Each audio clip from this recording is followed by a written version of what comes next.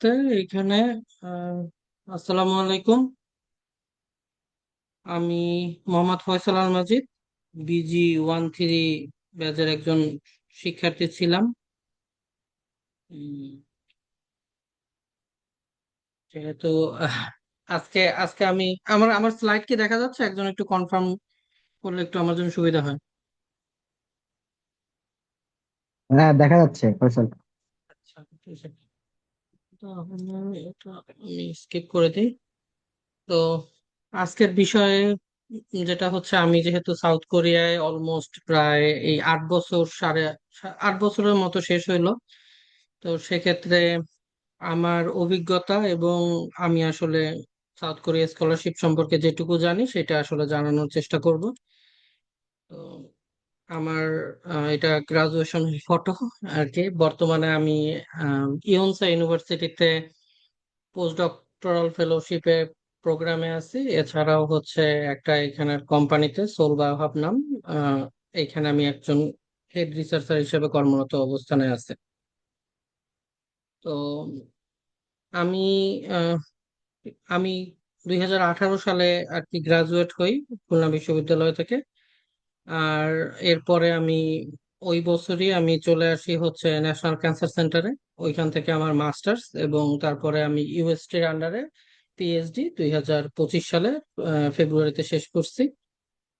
In the mean time আমি আসলে several জায়গা থেকে আমার এক্সপেরিয়েন্স গ্যাদার হয়েছে। ফর এক্সাম্পল হচ্ছে 2018 সালে জয়েন করার পরে এই জিনিসটা হচ্ছে এমন টাইপের যে যখন একটা ইনস্টিটিউটে জয়েন দেওয়া হয় বা ইউনিভার্সিটি আন্ডারে সেভারেল ইনস্টিটিউট থাকে, ওই ইনস্টিটিউট গুলাতে আসলে ট্রেনিং এ বলা যায়, অথবা মাস্টার্স এর যে থিসিস রিলেটেড কাজগুলো ওইগুলা করা হয়। তো সেক্ষেত্রে আমি ছিলাম হচ্ছে graduate research assistant national cancer সেন্টারের, NCC GCSP বলে। এখানে আমাদের আসলে বেশ কয়েকজন গ্রাজুয়েটই আসছিল। এখন আছে অনেক 19-এর, 19 মনে হয় বা 18। তো অনেক বর্তমানে আছে। তো ওইখান থেকে আমি প্রথমে কিস্টি স্কুলে গ্রাজুয়েট রিসার্চ প্রোগ্রামে ঢুকি। পরবর্তীতে আমার প্রফেসর শিফট হয়ে কোরিয়া ইউনিভার্সিটিতে যায়। সেই জন্য আমি আসলে কোরিয়া ইউনিভার্সিটির রিসার্চ অ্যাসিস্ট্যান্ট হিসেবে ছিলাম প্রায় 4 বছরের মতো। তো এক্ষেত্রে আমার দুইজন অ্যাডভাইজার ছিল, একটা ছিল হচ্ছে কোরিয়া ইউনিভার্সিটির অ্যাডভাইজার, একজন কিস্টের অ্যাডভাইজার। তো 25 সালে শেষ করার পরে আমি জয়েন দিয়েছি ইয়নসা ইউনিভার্সিটিতে পোস্ট ডক্টরাল ফেলো হিসাবে, এবং একটা কোম্পানিতে আর কি। তো আজকে আমি আসলে পাঁচটা, মানে মেইনলি চারটা মেজর ডিভাইড করছি, যে আসলে কিভাবে কি আসা যায়, কেন কোরিয়াতে আসবো, স্কলারশিপের ম্যাপিংটা কিভাবে কিভাবে হয়, বা কি কি টাইপের স্কলারশিপ দেয়, এবং কি কি টাইমলাইন বা হচ্ছে অ্যাপ্লিকেশন কিট, আর প্রফেসর কন্ট্যাক্টটা আসলে আমার মতে কিভাবে করা উচিত, এবং ফাইনালি Q&A সেশন। তো আহ কেন কোরিয়া, এটা হচ্ছে একটা গুরুত্বপূর্ণ কোশ্চেন। তো কোরিয়া আসলে আহ, খুবই ছোট একটা দেশ। যেরকম ধরতে পারো যে কি বলা যায়, বাংলাদেশের চাইতেও ছোট এরিয়া ভিত্তিক। কিন্তু এদের রিসার্চ ফান্ডিংটা অনেক বেশি থাকে। এর কারণ হচ্ছে এরা সার্ভিস বেস কান্ট্রি। তো দেখা গেল বড় বড় দেশের যে টোটাল রিসার্চের যে স্কোপ, এর চাইতে এদের একটা ভার্সিটিতে স্কোপ বেশি থাকে। তো সেদিক থেকে এরা মোটামুটি সব ফিল্ডেই কাজ করে। যে তোমার ইঞ্জিনিয়ারিং, এআই, বায়োমেটেরিয়াল বা বায়োমেডিকেল, ইন্ডাস্ট্রি বেসড ল্যাবলিং, যেমন আমি আগে ছিলাম কিস্টে। তো এক্ষেত্রে যেমন জিনিসটা হচ্ছে কি, আমরা যারা বায়োটেক গ্রাজুয়েট তারা যে শুধুমাত্র এই বায়োমেডিকেলেই আসতে হবে এরকম কোনো মানে রেস্ট্রিকশন নাই। কারণ এই যে তুমি যদি সায়েন্সের যে কোনো সায়েন্সের দিকে তাকাও, সেখানে হচ্ছে বায়োমে বায়োটেকনোলজির সাথে খুব ক্লোজলি লিঙ্ক করে। ইভেন ইঞ্জিনিয়ারিং, বায়োমেটেরিয়াল ইঞ্জিনিয়ারিং এর সাথেও এটা ক্লোজলি লিঙ্ক করে। ম্যাটেরিয়ালস যেমন 09-এর লিমন ভাই, সে হচ্ছে বায়োমেটেরিয়ালের উপরে কাজ করে। তো শিফটটা না করা যায়, কারণ আমাদের সাবজেক্টটা আসলে খুবই ওয়াইড। তো তো এক্ষেত্রে আমাদের কি বলা যায়, বেসিক যে শিক্ষাটা এটা স্যারেরা আসলে ভালো দেয়, কারণ আমাদের কোর্সটা অনেক ব্যাপ্তি অনেক বেশি। আর এখানে হচ্ছে ফান্ডিং গুলা স্টেম গ্রাজুয়েটদের জন্য RATA রিসার্চ রিসার্চ অ্যাসোসিয়েট বা টিচিং অ্যাসোসিয়েট বা ল্যাব গ্রান্টসটাও তুলনামূলক অনেক বেশি। আরেকটা জিনিস হচ্ছে মানে বলতে পারো যে 95% বা 98% ক্ষেত্রে প্রত্যেকটা ল্যাবেই ইংলিশ ইউজ করে, আসলে ওইভাবে যে কোরিয়ান ইউজ করে জিনিসটা এমন না। যদি কোরিয়ান কোরিয়ান কলিগরা থাকে তাহলে তাদের মধ্যে হয়তো কথাবার্তা কোরিয়ানে হইতে পারে, কিন্তু তোমার সাথে যদি কেউ কথা বলে সেটা আসলে ওইরকম না যে তোমার কোরিয়ানে কথা বলবে, তোমার কথা বলবে তোমার সাথে ইংলিশে, তুমি ইংলিশে অ্যান্সার দিবা এবং সবকিছু ইংলিশ বেস। এমন না যে তোমার উপরে কোরিয়ান, এখন পর্যন্ত আমার উপরে বা আমার জানা মতে যারা আছে কাদের উপরে চাপায় দেয় না। এটা হচ্ছে জিনিস। আর কেরিয়ার পাথটা হচ্ছে এখান থেকে আমার মতে আম, প্রচুর পরিমাণে কোম্পানিতে জয়েন দেওয়ার স্কোপ থাকে। সেই ক্ষেত্রে ভাষার একটা গুরুত্ব আছে, যে ভাষা যে যত ভালো পারবে তার তত ভালোভাবে প্রোগ্রেস হবে। ভাষাও যেমন গুরুত্বপূর্ণ, তারপরে পিএইচডি লাইফে বা মাস্টার্সে তুমি কি অ্যাচিভ করছো তার উপরও গুরুত্বপূর্ণ। আমাদের এখানে মানে খুলনা ভার্সিটিতে তুলনামূলক কম গ্রাজুয়েট, শুধু দুই একজন আছে যারা হচ্ছে বলা যায় যে টিচিং প্রফেশনে আছে, যেমন অ্যাসোসিয়েট প্রফেসর হয়েছে মিজান ভাই চুঙ্গানার। আদারওয়াইজ অন্যান্য ভার্সিটির প্রচুর পরিমাণে লোক আছে, বিশেষ করে ইসলামিক, যারা হচ্ছে এখানে শিক্ষকতা করতেছে। তো এখন আমি বলতে চাই কোরিয়ার আসলে ওভারঅল শিক্ষায় কিরকম ইমপ্রুভমেন্ট করছে। তো সেক্ষেত্রে তোমরা দেখতে পাচ্ছ যে এইখানে আহ, 4টা ইউনিভার্সিটি আছে আসলে 100 কিউএস র্যাঙ্কিং এর মধ্যে। এই যে প্রথমে সোল ন্যাশনাল, ইয়নসাই আর হচ্ছে কোরিয়া, এদের বলা হয় স্কাই। বাংলাদেশে যেমন ধরো বুয়েট আর ঢাকা মেডিকেলের যেমন একটা প্রেস্টিজ, তো এইখানের এই আসলে টপ 5 এর প্রেস্টিজটা অনেক হাই, যে স্কাই আর হচ্ছে কাইস্টার পোস্টাক। এছাড়া যে সকল ইউনিভার্সিটি গুলো আছে এখানে দেখতে পাচ্ছ প্রত্যেকটায় প্রচুর পরিমাণে বাংলাদেশি আছে, প্রচুর। এখন আম, এবং এবং প্রত্যেকেরই হচ্ছে ভালো মোটামুটি লেভেলের ফান্ডিং আছে, ফান্ডিং এর মধ্যে আছে। তো এই ক্ষেত্রে বলা যায় যে 4টা ইউনিভার্সিটি তুমি টপ 100-এ কনসিডার করতে পারো, টপ 7 কে তুমি হচ্ছে টপ 200-এ কনসিডার করতে পারো। বাট ওভারঅল 20টার মতো জায়গায় আসলে অ্যাপ্লাই করা যায়। তো এরপরে আসলে কি কি টাইপের স্কলারশিপ গুলা দেয়? তো স্কলারশিপ টাইপ গুলা বলতে হচ্ছে প্রথমত হচ্ছে গভর্নমেন্ট স্কলারশিপ। আমি যেটা মনে করি আমাদের ভার্সিটির পোলাপান আসলে খুলনা ভার্সিটিতে এই গভর্নমেন্ট জিকেএস এ আসলে খুব কম আসে, আমি জানি না কেন।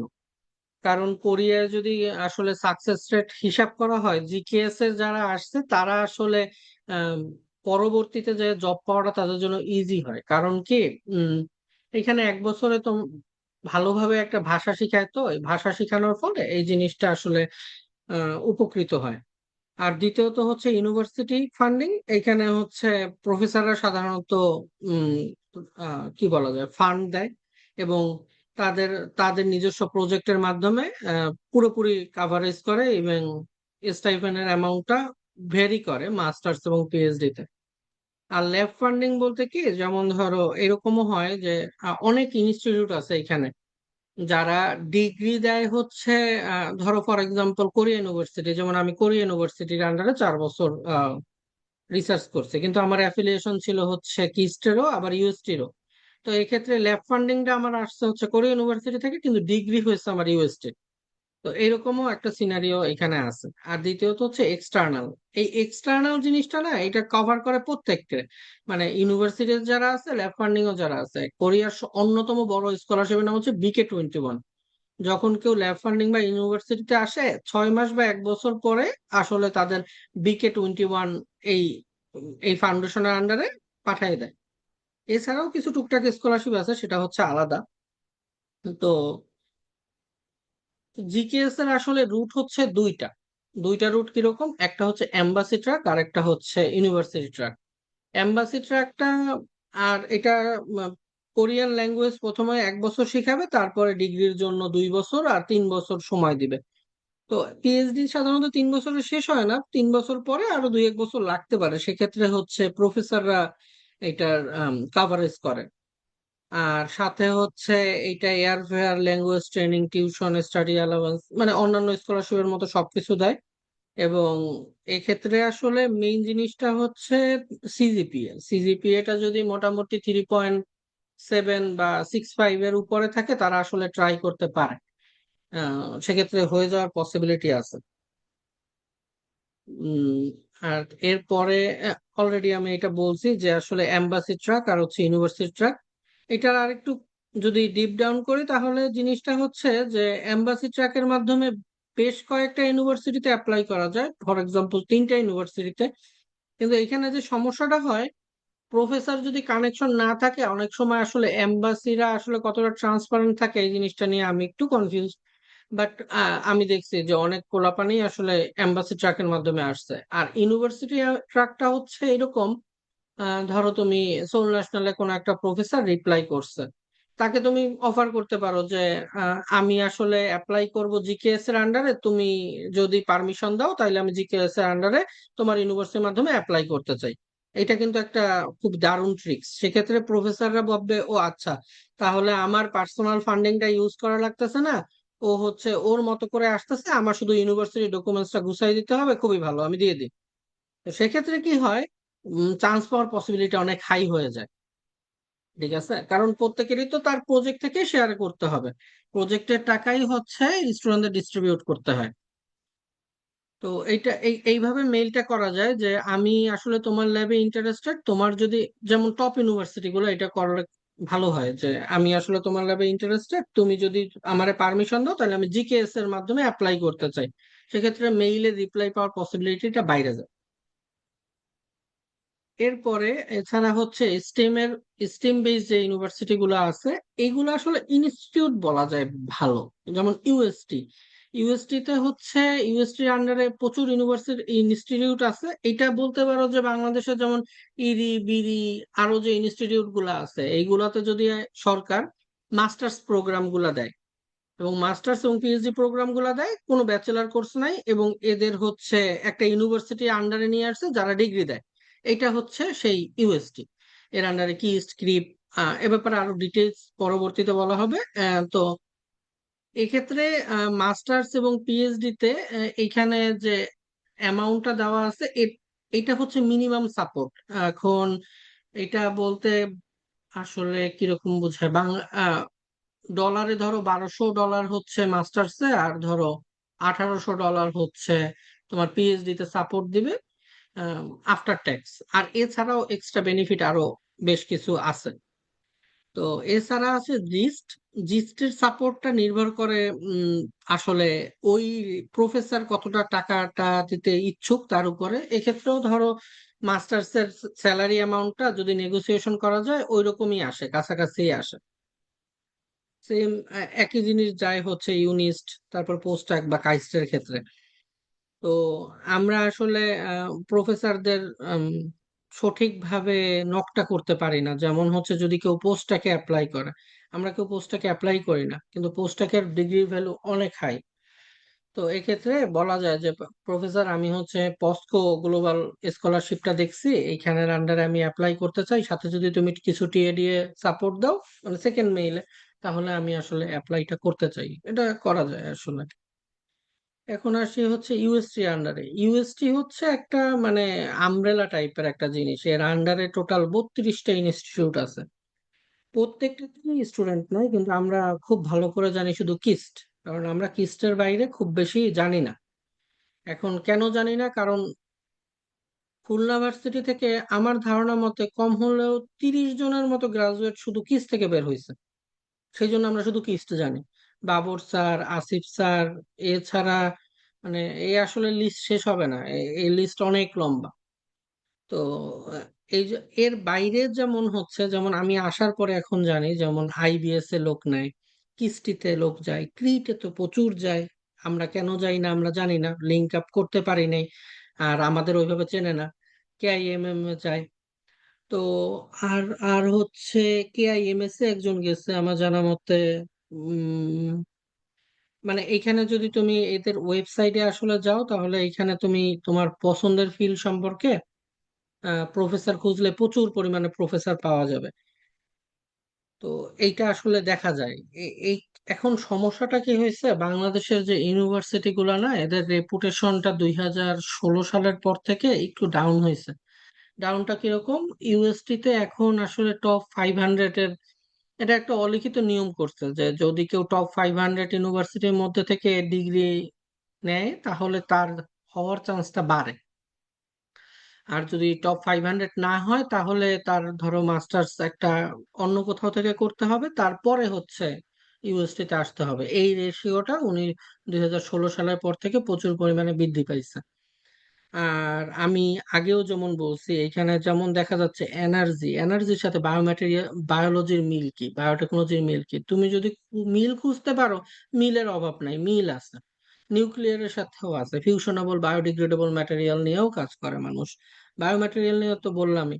তো প্রত্যেকটা জায়গায় না খুঁজলে দুই একজন প্রফেসর তুমি এমন পাবা যারা হচ্ছে বায়োটেকনোলজি রিলেটেড কাজ করেন, ঠিক আছে, ওয়েস্ট ম্যাটেরিয়াল ডিগ্রেডেবল সিস্টেমের উপরে কাজ করতে পারে।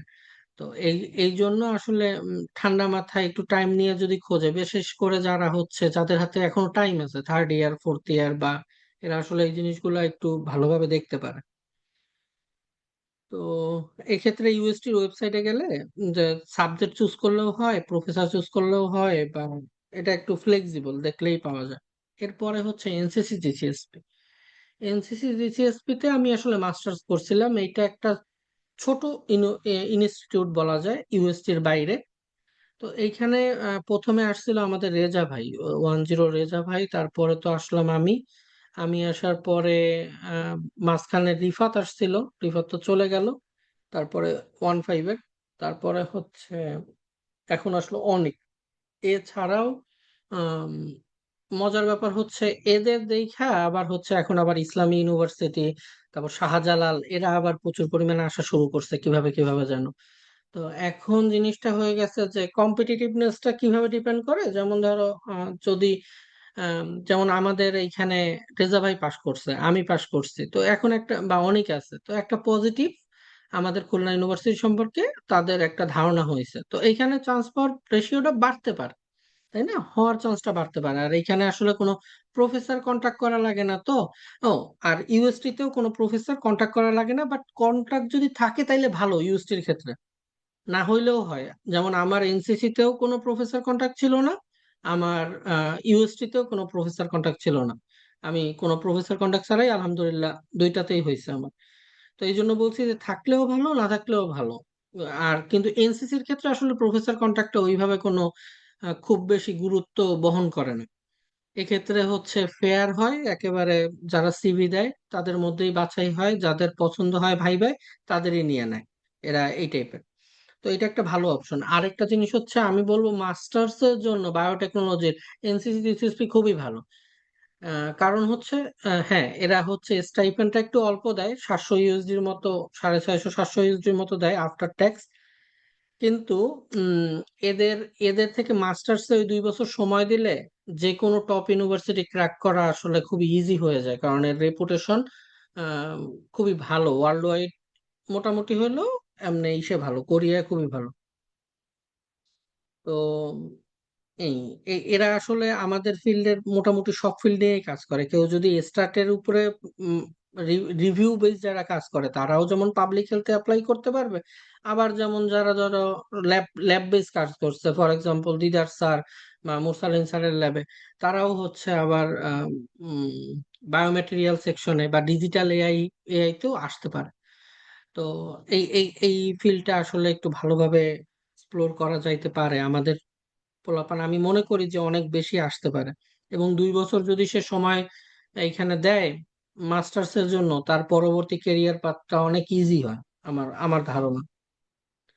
এরপরে হচ্ছে এছাড়া কারা আছে, এসএনইউ তে আছে প্রচুর পরিমাণে স্কলারশিপ আছে। এটা একটা এক্সাম্পল হিসেবে আমি বলছি যে এসএনইউর আন্ডারেও বেশ কয়েকটা ফেলোশিপ আছে। এখন জিনিসটা কি হয়ে যায়, যেমন এসএনইউ তে না প্রচুর পরিমাণে নর্থ সাউথের পোলাপান আসে। এই জিনিসটা আমি আগে জানতাম না।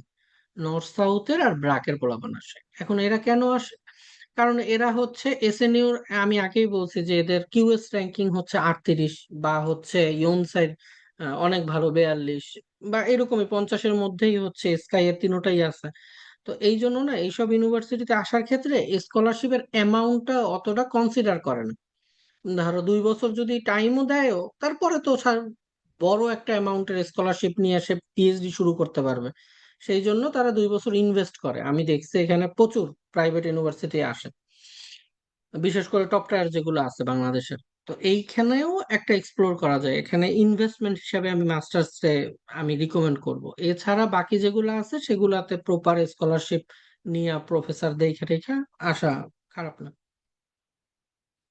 তো এরপরে হচ্ছে এই যে ল্যাব ফান্ডিংটা আসলে কিভাবে নির্ভর করে, এই যে আর এ বা টি এ, এই আর এ বা টি এ এই জিনিসটা কিভাবে হয়? এই জিনিসটা হয় হচ্ছে সাধারণত প্রফেসররা প্রজেক্ট আনে, অথবা ওই প্রফেসরের কোনো কোর্স আছে, কোর্সের আন্ডারে, যেমন ইউএসটি তে আহ, তোদের আপু টিএ ছিল, টিএ তে এক্সট্রা একটা বেনিফিট পাইছে সে।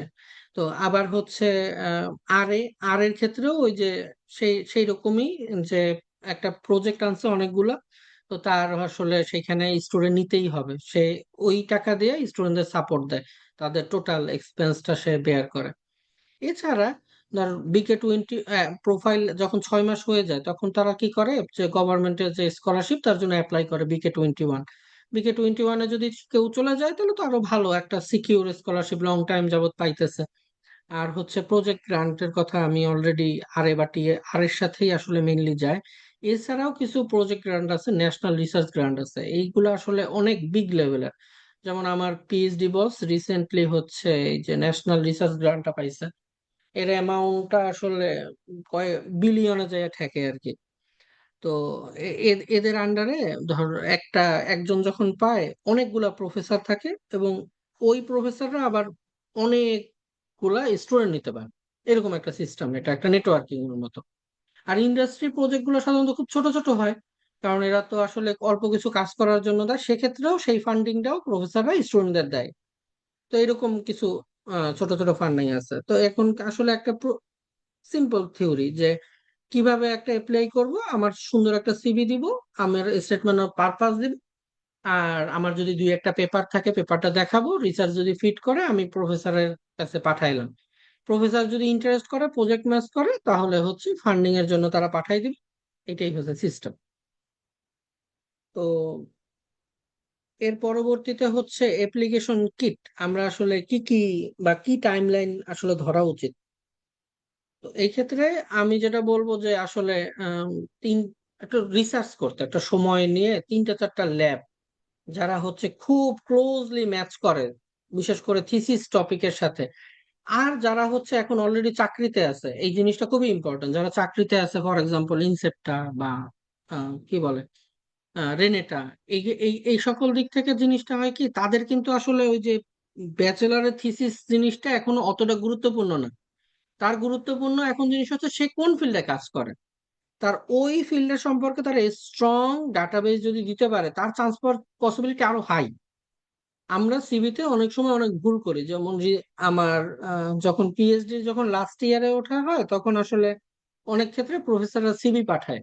যেমন আমার বস আমারে প্রচুর সিভি পাঠাইতো শর্ট লিস্ট করার জন্য।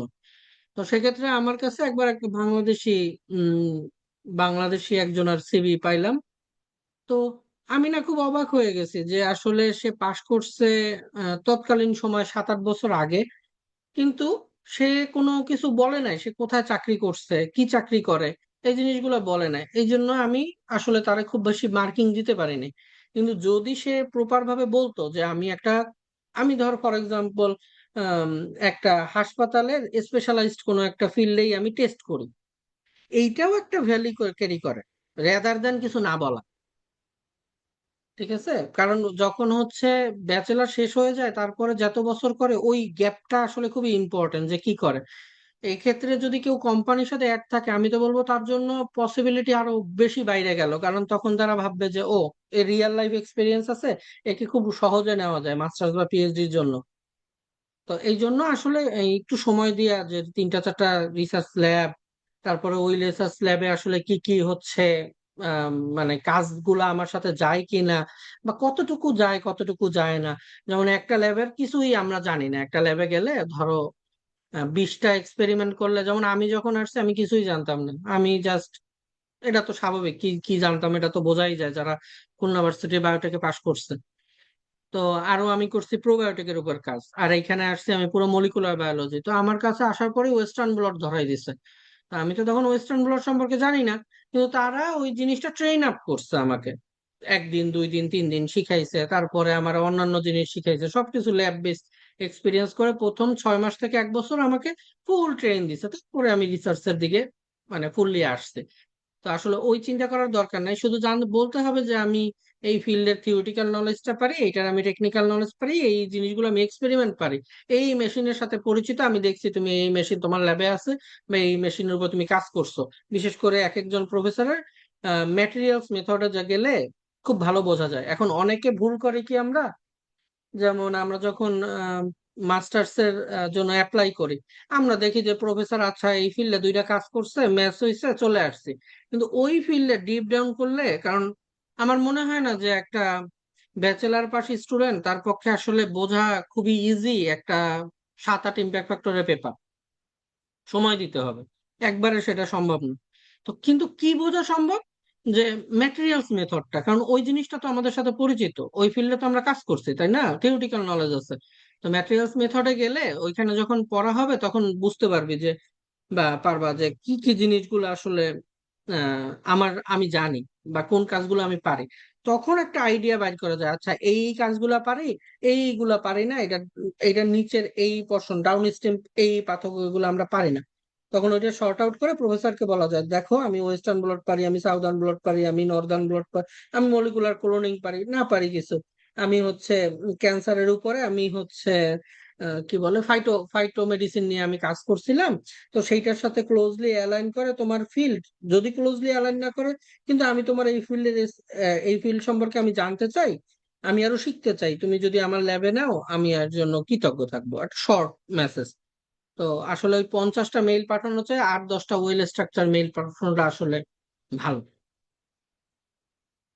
তো এই ক্ষেত্রে কি দরকার, ধর একটা সময় নেওয়া দরকার, যেমন প্রতিদিন 15 থেকে 20 মিনিট বা আধা ঘন্টা যদি আমরা বিভিন্ন প্রফেসর বা ল্যাব এইগুলো যদি আমরা খুঁজি, তো 6 মাস থেকে 8 মাসের মধ্যে এসওপি, তারপর ট্রান্সক্রিপ্ট, টেস্ট স্কোর, পেপার, যেমন আমি প্রচুর আমার সিনিয়র জুনিয়রের সাথে যখন আলাপ হয় আমি তাদের জিজ্ঞাসা করি, ভাই আইএলস দিছিস বা আইএলস দিছো? তখন বলে কি, না আইএলস দেয় নাই। তাহলে আইএলস যদি না দেয় তাহলে আগাইয়ে লাভ কি? আমার পথে পয়েন্টটা তাই। তো এই ক্ষেত্রে আমি যে স্ট্র্যাটেজিটা ফলো করছিলাম, বিশেষ করে জুনিয়রদের বলবো যারা 4th ইয়ারে আছো, আমি আমার রেজাল্ট দিছিল সম্ভবত 28 তারিখ, আমি আইএলস দিছি 20 তারিখ। ঠিক আছে, তো আমি বলবো আইএলস এর জন্য দেরি না কইরা, কোনো কোনো দেরি করে কোনো লাভ নেই, আইএলসটা প্রথমে একটা দিয়ে ফেলতে হবে, শর্ট একটা প্রিপারেশন নিয়ে আইএলটিএস দিয়ে ফেলতে হবে। হ্যাঁ, স্কোর যা আসছে, ধরো স্কোর আসছে 6.5, বা ধরো 6, বা ধরো 7, আলহামদুলিল্লাহ, 7 এলে তো শেষ, 6.5 যদি আসে সেটাও আলহামদুলিল্লাহ। যদি 6 আসে সেক্ষেত্রে কি করতে পারি, আমি অ্যাপ্লাইও করতে থাকতে পারি, আর সাথে হচ্ছে আইএলটিএস আমি আরেকবার প্রিপারেশন নিয়ে দিতে পারি। তো তার জন্য কিন্তু আমার অ্যাপ্লাই থেকে থাকতেছে না। বোঝা যাচ্ছে কিনা? তো ওই জন্য প্রিপারেশনটা লং টাইম না নিয়ে একটা কনসাইজ 1 মাসের একটা শর্ট প্রিপারেশন নিয়ে ধুপ করে দিয়ে ফেলতে হবে। দিয়ে ওই যে স্কোরটা আসবে ওইটা নিয়ে আমার ফাইট করতে হবে, আর তারপরে আমি একটা ঠান্ডা মাথায় বিশাল একটা প্রিপারেশন নিয়ে যদি লাগে আমি আবার আইএলস দিব। কিন্তু আইএলসটা দেওয়াটা খুব গুরুত্বপূর্ণ। এই জন্য আসলে অনেক পোলাপান অনেক সময় নষ্ট করে, আমি দেখছি খুলনা ভার্সিটিতে থাকতে, যে পাশ করছে, আইএলটিএস দিব, কোচিং এ যাব, এত কিছু নাই রে বাবা। এখন হচ্ছে সব হচ্ছে, আমি সরি ইনফর্মাল হয়ে যাচ্ছে, আহ, আম, এত সময় আসলে না দিয়ে খুব কনসাইজ ওয়েতে আমি, হ্যাঁ, 1 মাসের একটা শর্ট প্ল্যান, আমি টার্ম ফাইনাল যেভাবে দেই, শর্ট প্ল্যান, শর্ট প্ল্যানে পরীক্ষা কি আসে আমি দেখি, এইটা বেটার ওয়ে, যদি ফাইনান্সিয়াল ক্যাপাবিলিটি ওইটুকু রিচ করা যায়। এখন আমি মনে করি ওইটা রিচ করা যায় যদি তার আগে থেকে প্ল্যান করে রাখে, এটা খুব একটা ডিফিকাল্ট না। এরপরে হচ্ছে 6 মাস থেকে 4 মাস সময় লাগে একটা প্রফেসরের রিচ করার জন্য। যেমন আমি উদাহরণ দিই, যারা এখন কি মাস চলে, এখন চলে জুলাই, তো সেপ্টেম্বরে যারা আসবে তাদেরকে, তারা তো শেষ। এখন তো আসলে সময় নষ্ট করে লাভ নাই, এখন আমার এই স্টেজে থাকতে হবে, প্রিপারেশন প্লাস এক্সপ্লোর। তো আমি সেপ্টেম্বর যেই আসবে আমার সেই প্রফেসর প্রফেসরদের সেপ্টেম্বর অক্টোবরে আমি কন্ট্যাক্ট শুরু করে দিব, ভাই তোমার কাছে আছে কিনা কোনো ইনফরমেশন, যে তুমি নিতে পারবা কিনা। তারপরে যদি professor in the mean time সে তারা রাজি হয়ে যায়, তাহলে আমি অ্যাপ্লাই প্রসিডিওরে যাব। অ্যাপ্লাইতে পাশ করলে তো ইন্টারভিউ। এখন আম, এখন আসলে আমাদের এই স্টেজটার জন্য প্রিপারেশন স্টেজটা খুব গুরুত্বপূর্ণ। যদি কেউ এখন খুব ঠান্ডা মাথায়, আসলে আমি মনে করি, বিশ্বাস করি যে ঠান্ডা মাথায় এখন যদি কেউ এই স্টেজটার মধ্যে থাকে, তার পক্ষে নেক্সট মার্চ সেশনে আসা পসিবল। পসিবল। এরপরে আসলে একটু ডিটেলস বলি আসলে কি কি জিনিসগুলো লাগে। যেমন আমাদের একাডেমিক ট্রান্সক্রিপ্ট, আমি দেখি ম্যাক্সিমাম আমি নিজেই ভুল করছি। ভুলটা কি করছি, যে আমি ট্রান্সক্রিপ্ট আর ডিগ্রি সার্টিফিকেটটা তাড়াতাড়ি উঠানোর চেষ্টা করি না। আসলে এই জিনিসটা তাড়াতাড়ি উঠানোর সাথে সাথে আরো দুই তিনটা কাজ করতে হয়। যেমন আমারটা উঠানো লাগছিল, আরো দুইটা কাজ করতে হয় কি, নোটারিটা করাই ফেলতে হয় একটা ফটোকপি দেয়া, একটা কপি ভার্সিটি থেকে সরাসরি হচ্ছে অ্যাটাস্টেড করাইয়া মন্ত্রণালয় টন্ত্রণালয় যদি নাও যাইতে পারে, ভার্সিটি অ্যাটাচমেন্টটা বা হচ্ছে বোর্ড অ্যাটাচমেন্টটা করে ফেলানো উচিত। এটা আমি মনে করি। কারণ কি, যখন হচ্ছে আমাদের হয়ে যায় তখন না এই জিনিসটা নিয়ে এত প্যারা খায় সবাই, এটা আসলে কল্পনাতীত। তো যেহেতু 6 মাস 1 বছর ভ্যালিডিটি থাকে, অ্যাটলিস্ট নোটারিটা করাই রাখলেও একটা স্টেপ আগানো থাকে। এরপরে হচ্ছে সিবি এসওপি এগুলা সম্পর্কে প্রচুর বলা হয়েছে, এগুলা তো বলে লাভ নাই। আর পাসপোর্ট তো অবভিয়াসলি প্রথম স্কোর, এই জন্য আমি ইংলিশ স্কোরে প্রথম রাখছি পাসপোর্ট। আর রিকমেন্ডেশন লেটার অবভিয়াসলি এটা হচ্ছে টিচারদের বলতে হবে, যাইতে হবে, তারাও অত্যন্ত ব্যস্ত মানুষ, এটা আমি বুঝি, তারা দিতে লেট করে অনেক সময়। কিন্তু আম, যখন আসলে মোটামুটি কনফার্মেশন পাওয়া যায়, দুই একজন টিচারকে আসলে বলতে হবে, রিকোয়েস্ট করতে হবে, তাদের কাছ থেকে নিতে হবে। এই ক্ষেত্রে এমন না যে আমার প্রফেসরের কাছ থেকেই নিতে হবে, এটা একটা ভুল করি আমরা। যে আমার প্রফেসর তো, সরি এটা ভুল আবার ইন্টারপ্রেট না হয়, আমার প্রফেসরের কাছ থেকে নিতে তো হবেই। ব্যাচেলারের যে থিসিস সুপারভাইজার, তার কাছে তো নিতে হওয়াটা ভালো। এছাড়া অনেক সময় আমরা খুঁজি কি ফুল টাইম ফ্যাকাল্টির কাছ থেকে আমার নিতে হবে, মানে ফুল প্রফেসরের কাছ থেকে নিতে হবে, এরকম না, একজন অ্যাসিস্ট্যান্ট প্রফেসরও দিতে পারে। আর যারা কোম্পানিতে আছে আমি তো তাদের অবভিয়াসলি বলবো তারা একজন যেন সিনিয়র সুপারভাইজারের একটা পাঠায়, যদি পসিবল হয়। সেটা সিনিয়র কলিগ হইতে পারে, ঠিক আছে, কলিগের কাছ থেকেও পাঠাইতে পারে যে হ্যাঁ, আমি অমুকরে চিনি, অমুক অমুক কাজ পারে, আমরা এই কাছে কাজ করি, এটা ভালো কাজে দেয়। আর পাবলিকেশন, এটা নিয়ে একটা অবসেশন আছে সবার মধ্যে। অবসেশন কি, আমি আহ, আমার ব্যাচেলারে 5টা পেপার লাগবে, তা নাহলে হবে না। আরে ভাই, যদি কেউ 5টা পেপার করে তারে নিয়ে তো আরো ডাউটে পড়বে লোকজন, যে একটা ব্যাচেলার স্টুডেন্ট কিভাবে 5টা করে। একটা পেপারে সে কো অথর আছে, দ্যাট মিনস যদি সেটা ডিসেন্ট পেপার হয়, তার মানে হচ্ছে সে কিভাবে একটা পাবলিকেশন করে সেটার সাথে সে অলরেডি সে সম্পর্কে সে জানে। ঠিক আছে, এইটাই অনেক দূর আগাই নেয়। যে এইরকম না, আমরা এই এই স্টেপটা না অনেক আমরা সময় নষ্ট করি, যে পাবলিকেশন পাবলিকেশন পাবলিকেশন। একটা পাবলিকেশন হইলেই এনাফ আমার মতে। একটা যদি হয়, সেটা যদি ফার্স্ট অথর নাও হয় কোনো সমস্যা নাই, যদি কো অথর হয় আলহামদুলিল্লাহ। আর সাথে যদি দুই একটা পোস্টার দিতে পারে, যেটা সময় কম দেওয়া লাগে। আর যদি অ্যাওয়ার্ড যদি পায়, যেমন কি বলা যায় যে আমাদের খুলনা ইউনিভার্সিটিতে আমাদের সময় দিত, এখন দেয় কিনা জানি না, ওই যে রেজাল্টের উপরে অ্যাওয়ার্ড দিত না, বা মেরিট স্কলারশিপ, ওইগুলো না ভ্যালু ক্যারি করে, রেদার দেন একটা ধরো টায়ার সি একটা পেপারের, কোয়ার্টার থ্রির একটা পেপারের চাইতে বেশি ভ্যালু ক্যারি করে। আর যদি ওই যে ইন্ডিয়ান জার্নাল বা বাংলাদেশি জার্নাল, এইগুলো আসলে সিভিতে থাকলে না সিভি আগায় না। এটা আমার পার্সোনাল মতামত, এটার সাথে অনেকে ডিফার করতে পারে, কিন্তু আমার মতে হচ্ছে এগুলো আরো সিভিতে পিছায় দেয়। যে আচ্ছা কি জার্নাল দেখি, ও এ তো চিনিই না। তো এই টাইপের হলে একটু সমস্যা আছে। তো সেক্ষেত্রে চেষ্টা করতে হবে যে অ্যাটলিস্ট Q2 একটা, বা কিউ, মানে চলে আর কি। ইন্ডিয়ান, ইরানিয়ান, সৌদি জার্নাল এগুলা অ্যাভয়েড করা বেটার। তো এরপরে হচ্ছে প্রফেসর কন্টাক্ট। প্রফেসর কন্টাক্টের বেলাটা আমরা হচ্ছে কিভাবে ইফেক্টিভ মেইল লিখতে পারি, এই জিনিসটা আমি একটু যেটা বলবো। আমরা করি কি, এটা আমার আমার স্ট্র্যাটেজি, কারণ আমি এখন বলতে পারো যে স্ট্র্যাটেজি, আপনি তো কোনো প্রফেসর কন্ট্যাক্ট করেই যান না। তো সেক্ষেত্রে আমি বলবো যে আমার প্রফেসর কন্ট্যাক্ট ছিল, চায়না একটা লোক ছিল, আর একটা ছিল হচ্ছে এই যে লাভাল কিউবেকে। কিন্তু সমস্যাটা হয়েছে কি, তখনকার মেল গুলা এত এত মানে কি বলবো, মোটেও ভালো ছিল না আর কি। আমি তখন বুঝতাম না যে কিভাবে মেইল লিখতে হবে, বা মেইলের ধারাটাও আসলে ঠিক নেই। তো এখন আমার মতে আমি যেটা মনে করি যে প্রথমে একটা বলতে হবে যে আমি অমুক অমুক জায়গায় চাকরি করি। এর পরে আমার আসলে কে, ডিগ্রি কি পাইছি, সিজিপিএ কত, দিতেও পারো যদি ভালো সিজিপিএ হয়, না হলে না। কারেন্ট রিসার্চ খুবই বেশি ফোকাস করতে হবে। কারেন্ট রিসার্চ কি করে, যদি কেউ চাকরি করে, আমি ব্লা ব্লা ব্লা ব্লা এই করি, আমি এই প্রজেক্টে কাজ করি, আমি এই কোম্পানিতে কাজ করি, এই কোম্পানির ওয়েবসাইটে এইটা, তুমি এইখানে যাই আমারে পাবা, এরকম করে যদি দেওয়া হয় তাহলে ইন্টারেস্টটা বাড়ে তার। এই প্যারাটা যখন শেষ হবে 2-3 লাইনে, তার পরের প্যারাটা হবে এই প্রফেসরের সাথে কেন যাব, এবং কোন পেপারটা আমি আসলে দেখছি যে আমার সাথে অ্যালাইন করে। এখন পেপার অ্যালাইন করে কিভাবে বুঝবো? ওই প্রফেসর কিন্তু তার এক্সপার্টের বাইরে যেও অনেক ফিল্ডে কাজ করতে পারে। ফর এক্সাম্পল, ধরো একটা প্রফেসরের পাইলা কি, সে কারেসপন্ডিং অথর, কিন্তু 4 নাম্বার কারেসপন্ডিং অথর, মানে লাস্টের জন্য এর আগেও 3 জন আগে। তার মানে কিন্তু ওইটা তার ফিল্ড অফ এক্সপার্টাইজ না। তার দেখতে হবে যে ওই প্রফেসরটা যদি লাস্ট অথর হয়, যেটা কারেসপন্ডিং অথর, তাহলে মানে হচ্ছে এইটা তার ফিল্ড অফ এক্সপার্টাইজ। তাহলে ওই লোককে খুঁজতে হবে। আর একটা খুব গুরুত্বপূর্ণ টিপস হচ্ছে, ওই ল্যাবে যখন যাবা যদি দেখো সে ফরেনার নিছে, তাইলে ভাববা তোমার চান্স 50% আগাই গেছে। কারণ যারা ফরেনার নেয় তারা ফরেনারই নিতে চায়, সবসময় তারা ফরেনারই নিতে চায়। এটা একটা মানে অলিখিত একটা সিস্টেম, কারণ তারা মজা পায়। তো এই জন্য ল্যাবটা খোঁজা ইম্পর্টেন্ট। আবার আরো একভাবে বোঝা যায়, ধরো তুমি ল্যাব ওয়েবসাইট খুঁজে পাচ্ছ না, অনেক সময় কোরিয়ান ওয়েবসাইট থাকে, সেক্ষেত্রে তো ওই প্রফেসরের যদি নাম পাওয়া যায় এবং তার পেপারের ফার্স্ট অথর যদি দেখো একটা ইন্ডিয়ান, একটা বাংলাদেশি, একটা পাকিস্তানি বা কিছু একটা, তাহলে বুঝবা তোমার পসিবিলিটি অনেক হাই চান্স পাওয়ার।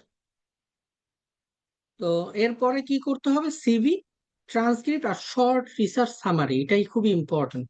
মানে কি কি করছি আমরা এবং কি কি কাজ করি, এটা কিভাবে 2 পেজের একটা শর্ট আর বর্ণনা। এখন যে ধরো ইনসেপ্টার চাকরি করে বা রেনেটার চাকরি করে, তার লেখার মতো বহুত কিছু আছে। তারা প্রচুর কাজ করছে, তাদের প্রচুর অভিজ্ঞতা, তার বর্তমান অভিজ্ঞতা লিখবে, তারপরে তার প্রিভিয়াসলি কিসের উপরে কাজ করছে সেটা লিখবে, তারপরে সে কোন কোন ফিল্ডে এক্সপার্ট সেটা লিখবে, এবং সে কি কি করতে চায়, ভবিষ্যতে কি হইতে চায় সেটা সে লিখবে। কিন্তু যারা হচ্ছে স্টুডেন্ট, তারা কি লিখবে? তাদেরও তো কিছু লিখতে হবে। তারা কি লিখবে? তারা হচ্ছে কোর্স ওয়ার্কের জিনিসটাও এমফাসাইজ করা যায়, যে আমি কোর্স ওয়ার্কে এই এই করছি, আমি এই প্রজেক্টে কাজ করছি, এই প্রজেক্টের বেনিফিট এইটা, এটার যদি কোনো ন্যাশনাল প্রজেক্ট হয়ে থাকে সেটা বলতে হবে যে এটা ন্যাশনাল একটা প্রজেক্ট, এটা অমুক ফাউন্ডেশন থেকে পাইছি। আর স্কলারশিপ যদি পাই সেটা তো নিজের বর্ণনা একটু দিতেই হবে। তো এরকম দিয়ে আসলে তারাও এবং ধরো ওই প্রফেসর আম, কি বলে মলিকুলার বায়োলজির উপর কাজ করে, কিন্তু তোমার থিসিসটা মলিকুলার বায়োলজির উপর অতটা না, তুমি শুধু করছো ডিএনএ এক্সট্রাকশন লেভেলের কিছু কাজ। তখন তোমার থিওরিটিক্যাল নলেজ গুলো ব্যাখ্যা করতে হবে, যে আমি থিওরিটিতে এইটা এইটা পড়ছি, এইটার জন্য আমি এইটা ইন্টারেস্ট হয়েছি। তো এইভাবে লাইন করা যায়। যেমন প্রোবায়োটিক্স এর সাথে এক্ষেত্রে আমি একটা আমার উদাহরণ দিতে পারি। আমি মাস্টার্স এর ভাইভায় কি বলছিলাম, তারা আমার প্রথম যে কোশ্চেনটা করছিল যে তুমি তো প্রোবায়োটিক্স এর উপর কাজ করছো, তুমি কিভাবে তুমি এই কাজটা করবা, ক্যান্সারের উপর কারবা। এটা আমার 2টা কোশ্চেন এরকম রিলেটেড ছিল। তো আমি অ্যান্সার দিছিলাম যে দেখো, আমি প্রোবায়োটিক্স এবার করতেছি, তো আমি প্রোবায়োটিক্স এর ফিল্ডটা সম্পর্কে তো আমি এখন ভালো মোটামুটি জানি। তো আমি এই জন্য মলিকুলার বায়োলজিটা শিখতে চাচ্ছি, যাতে আমি মলিকুলার মেকানিজম বা মলিকুলার বায়োলজির এই টেকনিকটা ইউজ করে প্রোবায়োটিক্স এর সাথে মিক্স করে কিছু একটা আমি ক্যান্সার ফিল্ডে ইমপ্লিমেন্ট করতে পারি। এরকম একটা আমি হাইপোথিসিস এবং একটা ডায়াগ্রামও বানাইছিলাম। তৎকালীন আমলে তো আর এই যে বর্তমান যুগের মতো স্মুথ না, যে চ্যাট জিপিটি বা ইটিচ আছে। তখন তো ধরো ভাঙ্গাচুরা আইডিয়া দিয়ে একটা কিছু বানাইছিলাম। তো বানায় কিন্তু ওইটা কি কতটা উইক লিঙ্ক, যে কোথায় প্রোবায়োটিক্স আর কোথায় হচ্ছে ক্যান্সার।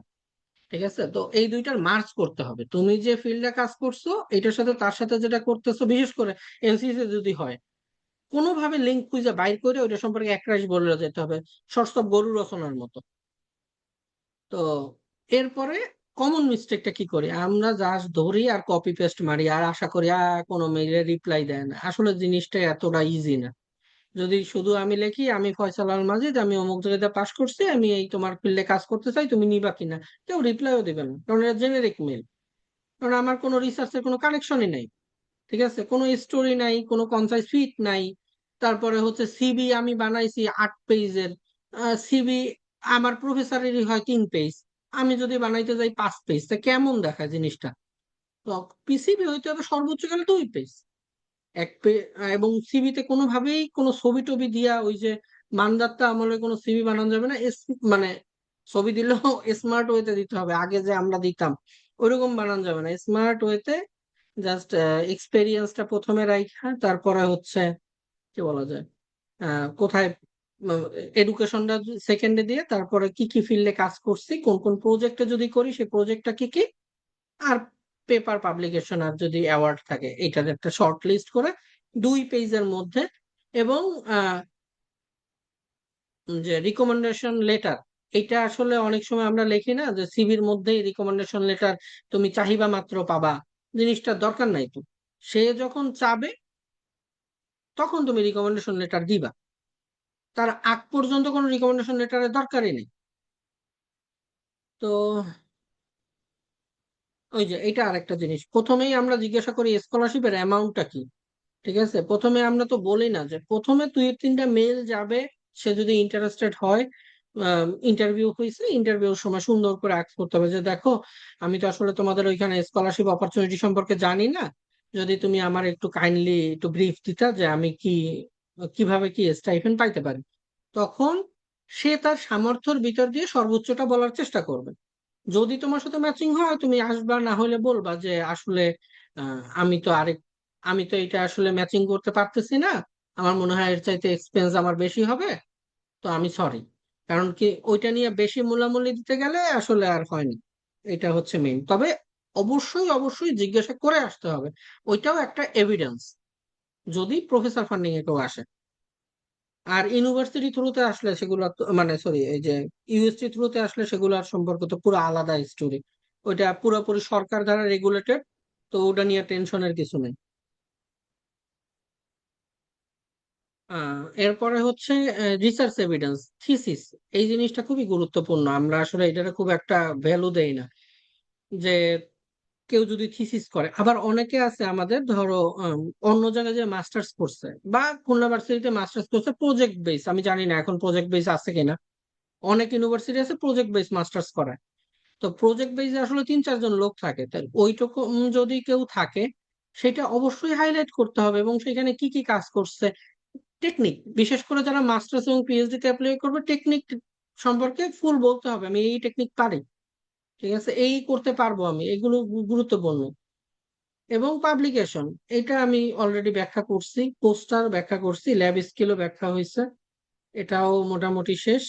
হাই সিজিপিএ, তো এটা হচ্ছে আমাদের একটা কমন মিস্টেক, এটা আমি বলবো যে আমাদের একটা ভ্রান্ত ধারণা খুলনা ভার্সিটির, যে সিজিপিএ ম্যাটার করে না, আসলে ম্যাটার করে।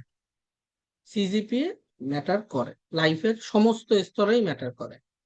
তো এটা আমরা বুঝি নাই, যারা সরি তারা তুলতে পারি নাই, কিন্তু আম, হতাশ হওয়া যাবে না, তারা আসলে চেষ্টা করতে হবে, কারণ অনেক লো সিজিপি দিয়েও ভালো জায়গায় গেছে। কিন্তু ওই যে মানে জিনিসটা হচ্ছে এই, যে এক্সাম্পল আসলে ভালোটা দেয় না, যারা ভালো জায়গায় ভালো সিজিপিএ পাইছে তারা তো ভালো জায়গায় এমনি গেছে। একটা দুইটা লো গেছে তার মানে যে খুব ভালো করে ফেলছে, লো মানেই সবকিছু এমন জিনিসটা না। সিজিপিএ ভালো করতে হবে, পড়ালেখা করতে হবে, এর বাইরে কিছু নাই। তো এই এই জিনিসটা মাথায় রাখাটা বেটার আমার মনে হয় এটা। আর রিলেভেন্ট কোর্স ওয়ার্ক গুলা আসলে ওই যে অলরেডি বললাম যে যখন হচ্ছে এসওপি দেওয়া হবে তখন ওই আমার বাড়ি অমুক জায়গায়, আমি খুব দুঃখ কষ্টের মধ্যে বড় হয়েছি, আমি মেট্রিকে অমুক করছি, ইন্টার, কেউ কিছু জানতে চায় না, অনার্সেই ছিলাম, ওগুলা কেউ জানতে চায় না, জানতে চায় কি পড়ছো কি পড়াইতে পারবা, শেষ, হিসাব সোজা। কারণ তারাও ব্যবসা করতে বসছে, তোমার একজন নিবে, সেও একজন ব্যবসায়ীর মতোই, চিন্তা করো একটা প্রোডাক্ট কিনতেছে সে টাকা দিয়ে, এরকমই তারা ভাবে, সেটা তুমি কোরিয়া হও, জাপান হও, চায়না হও, ইউএসএ হও, সেম। একজন পোস্টডক নিবে, ওই যে প্রোডাক্ট কিনতেছে, কি পাবে? তো এই জন্য ওই যে কে কোন ব্যাকগ্রাউন্ড দিয়ে আসছে সেটা আসলে খুব একটা ম্যাটার করে না। তো এইখানে এইগুলো ইমপ্রুভ করে কোর্স ওয়ার্ক সম্পর্কে ব্যাখ্যা দিতে হবে। এবং শুধু কোর্স ওয়ার্ক না, এই কোর্সের সম্পর্কে তুমি যদি আরো ডিটেলস কোনো, ফর এক্সাম্পল তুমি আম, কি বলা যায়, অনলাইনে একটা কোর্স করছো, সেইখানের সাথে তোমার এই কোর্স ওয়ার্কেরও তুমি রিলেভেন্সি পাইছো, তুমি এই সম্পর্কে টেকনিক গুলা জানো, এবং তোমার আইডিয়া হচ্ছে ওইটা কিভাবে কিওর করতে পারবা এই সম্পর্কেও তোমার কিছু আইডিয়া আছে, এগুলো তুমি ব্যাখ্যা করতে পারো। ওই রাদার দ্যান হচ্ছে ওই যে ইন্টারের গল্প বলার চাইতে বা অনার্সের গল্প বলার চাইতে। এরপরে হচ্ছে এই যে এটা তো অলরেডি বলছি, এবং রিয়েলিস্টিক প্ল্যান এটা খুবই ইম্পর্টেন্ট। একটা পিএইচডি মাস্টার্স স্টুডেন্টের কাছ থেকে প্রফেসররা কি আশা করে, একটা মাস্টার্স স্টুডেন্টের কাছ থেকে আশা করে কি, প্রথম 2 মাস আমি তার, প্রথম 6 মাস আমি তারে শিখাবো টেকনিক গুলা, তারপরে সে একটা প্রজেক্টের ছোট একটা অংশ আমারে করে দিবে, সেখান থেকে তার পেপার একটা হইতেও পারে ফার্স্ট অথর বা কো অথর। এই, এর বেশি যে খুব বেশি আশা করে প্রফেসর এমন না। এটা বুঝতে হবে যে মাস্টার্স এর কাছ থেকে কতটুকু আশা করে, পিএইচডি কাছ থেকে, পিএইচডি কাছ থেকে কি আশা করে, ওকে, যে এখন সে ওই লোকটা টেকনিক গুলা জানে, পিএইচডি তে আমি যদি তার প্রজেক্টে একটা গাইডলাইন করি তাহলে ওই প্রজেক্টটা কোনো মতে শেষ করতে পারবে সে একটা সময় ধরে। একটা প্রজেক্ট অবশ্যই না, 2-3টা প্রজেক্ট দিবে সময় বাড়ার সাথে সাথে। এবং প্রেসার তো অবভিয়াসলি পিএইচডি তে আসবে, এটা তো বলার কোনো অপেক্ষা রাখে না। সেটা একটা অন্য বিষয়, বিস্তর আলোচনা। তো এই জন্য রিয়েলিস্টিক প্ল্যান করতে হবে যে আমি ক্যান্সার কিওর করে ফেলতে পারবো না, আমি আম, আর কি বলা যায়, আমি একটা পাথওয়ে ডেভেলপ করতে পারি, বা আমি দেখতে পাইছি এইখানে আম, কি বলা যায়, ধরো আরেকে একটি প্রোটিন আছে, এই প্রোটিনটার কিছু সমস্যা আছে যেটা তোমার ফিল্ডে নিয়ে তুমি এই ফিল্ডে কাজ করো। ও, একটা ভালো উদাহরণ দেওয়া যায়, একটা এনসিসির যারা প্রফেসর আছে না, এক একজন এক এক ফিল্ডে স্পেশালাইজড, কেউ হচ্ছে এসআইআরএনএ, কেউ হচ্ছে অটোফাজি। তারা কিন্তু ফুল জিনিস নিয়ে, এখন অটোফাজি যে কাজ করতেছে সেও অটোফাজির একটা অল্প একটা জিনিস কাজ করতেছে, একেটি পাথওয়ে বা একটা অন্য পাথওয়ে নিয়ে। তাহলে তারে শুধুমাত্র ওই ফিল্ডের সম্পর্কে তুমি যদি কিছু জানো সেই ফিল্ড সম্পর্কে তারে বলতে হবে, যে বা তার 2-একটা পেপার পড়া যে আমি এই ফ্যাসিনেটিং পাইছি, আমি তো এই টেকনিক, আমি এই টেকনিক গুলো পারি, তুমি নিবা কিনা। আবার ধরো কেউ বায়োমেটেরিয়ালস হলে, আমি হচ্ছে সিনথেসিস সম্পর্কে আমি জানি, করতে পারি না, বায়োটেকের কেউই সিনথেসিস করতে পারে না। তো আমি বলতে হবে যে আমার যদি ম্যাটেরিয়ালস দাও, আমি ম্যাটেরিয়ালস এর সাথে বায়োলজিক্যাল অ্যাসে গুলা করে দেখতে পারি যে এইগুলা আমার প্রপার ভাবে কাজ করবে কিনা। বা ধরো এনিমাল এক্সপেরিমেন্টে আমি ইন্টারপেরিনিয়াল এনিমাল ইনজেকশন সম্পর্কে জানি, আমি মলিকুলার বায়োলজির এই টেকনিক গুলো সম্পর্কে জানি, আমি দেখলাম তুমি মলিকুলার বায়োলজির প্রোটিন তৈরি করো, মিউট্যান্ট প্রোটিন তৈরি করো, তাহলে আমি যদি মিউট্যান্ট, আমি যদি জিন জিন ক্লোনিং করে আমি যদি নতুন মিউট্যান্ট প্রোটিন ডেভেলপ করতে পারি, তাহলে হচ্ছে এইটা এই পাথরের মাধ্যমে আমি করতে পারি। তুমি একটা আইডিয়া তারা দিলা, সে আইডিয়া ধরো 50% নেই হয়েছে, কেউ আহ, তেমন গুরুত্ব দেয় না, বাট স্টিল এটার গুরুত্ব বহন করে। সে মনে করবে আচ্ছা ও চিন্তা করতে পারে, ঠিক আছে, অ্যাটলিস্ট চিন্তা করতে পারে জেনারিক মেইলের চাইতে। তো এটা গুরুত্বপূর্ণ। তো এটা একটা শর্ট টাইমলাইন যাদের লাগবে, যে আসলে কিভাবে কিওয়ার্ড কিওয়ার্ড সার্চের মাধ্যমে একটা লং বা লিস্ট করবা, তাদের পেপার গুলা পড়বা, রিসেন্ট পেপার গুলা পড়বা, ফিল্টার করবা কোন 10টা ল্যাব, তারপরে তুমি তাদের পাঠাবা। এটা একটা সিস্টেম। আর এর বাইরে যদি চাইতে চাও তাহলে হচ্ছে ওই যে আরেকটা ভাবে, যে জিকেএস এ, যে আমি অ্যাপ্লাই করতে চাই তোমার ল্যাবে, তুমি হচ্ছে আমার জিকেএস স্টুডেন্ট হিসেবে রিকমেন্ড করবা কিনা। এভাবে আসা যায়, ইউএসটি তে সরাসরি প্রফেসরদের বলা যায় সেম ভাবে। এই আর কি। তো ফাইনালি কিছু ওয়েবসাইটের লিংক, আমি একটু 1 মিনিট পজ নিচ্ছি।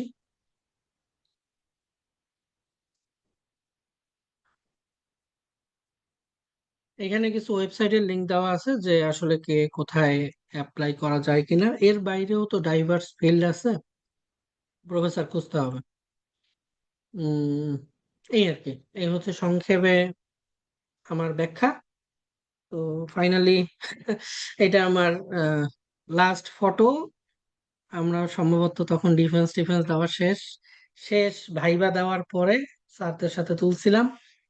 ধন্যবাদ এতক্ষণ সময় দিছো। আমি তাহলে হচ্ছে ফুল স্ক্রিনে চলে আসি।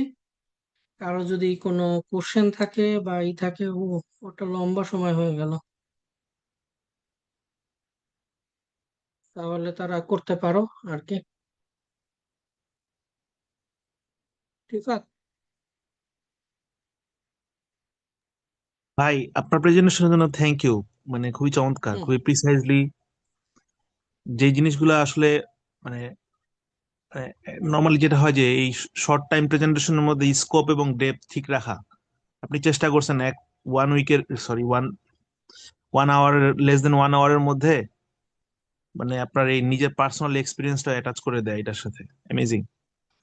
আমরা মনে হয় কিছু কোয়েশ্চেন নিতে পারি যদি আমাদের অডিয়েন্স থেকে কিছু কোয়েশ্চেন থাকে। Any question.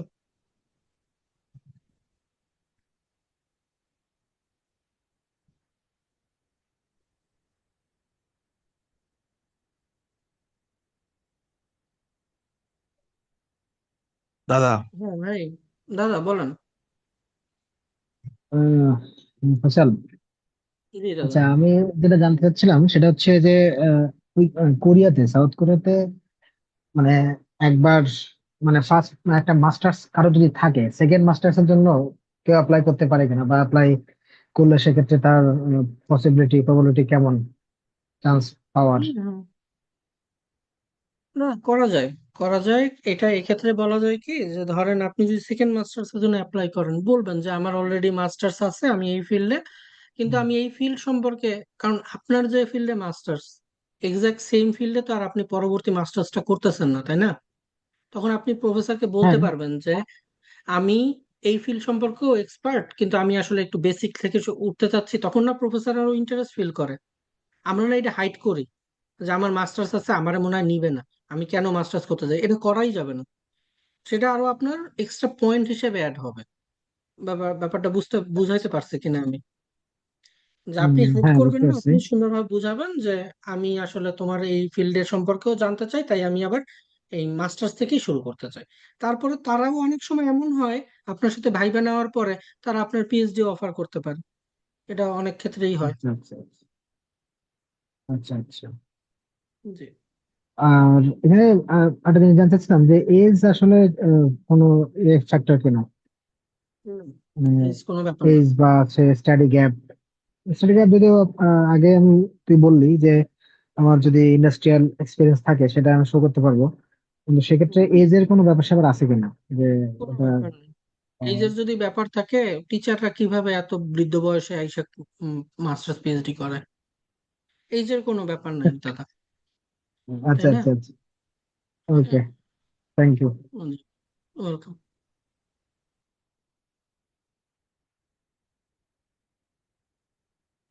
ভাইয়া, আমি একটু জানতে চাচ্ছিলাম যে মাস্টার্স কন্টিনিউ করার ক্ষেত্রে, যখন আমরা মাস্টার্স এখন কন্টিনিউ করতেছি তো আমি অ্যাপ্লাই করতে চাচ্ছি, সেই ক্ষেত্রে আমি সেই জিনিসটাকে এভাবে পোর্ট্রে করলাম যে আমি কন্টিনিউ করতেছি, আমি আবার অ্যাপ্লাই করব, তো পরে যদি আমাকে ভাইভাতে বা ইন্টারভিউতে জিজ্ঞাসা করে যে তুমি তো ওইখানে তার মানে কমপ্লিট করতে পারতেছো না, তো তুমি এইটা আসলে কিভাবে দেখতেছো যে তুমি একটা জিনিস ইনকমপ্লিট তবে রেখে এখানে আসতে চাচ্ছো, তো এটা তখন এই আসলে কিভাবে জিনিসটা রেসপন্স করা উচিত? টেকনিক্যালি সলভ করা যায়। ফর এক্সাম্পল, কিভাবে বলা যায়, এখন মাস্টার্সে কোন সেমিস্টারে,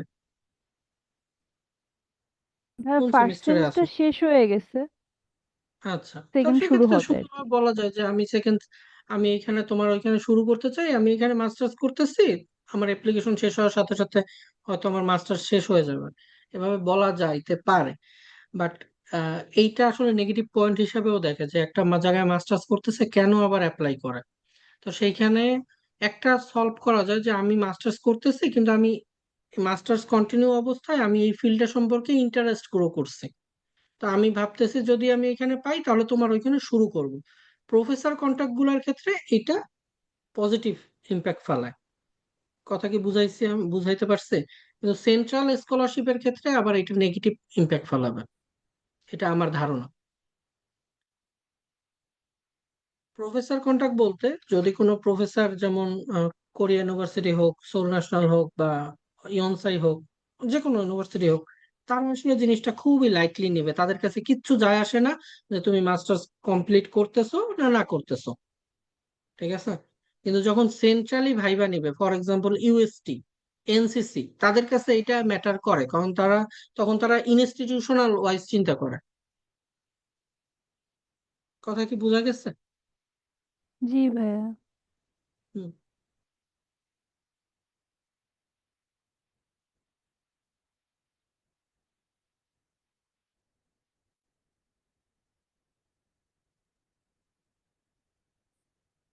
আর কারো কোনো কোশ্চেন থাকলে বলতে পারো।